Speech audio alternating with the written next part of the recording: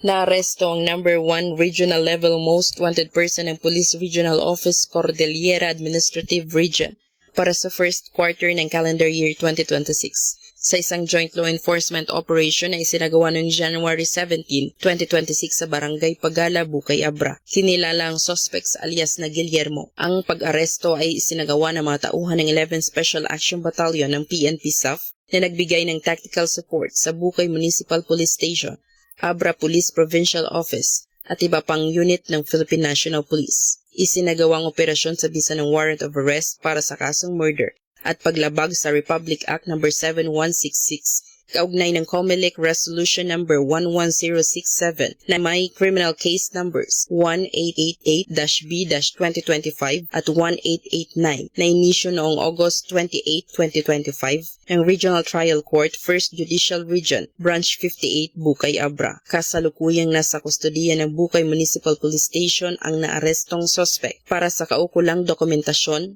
at tamang disposisyon.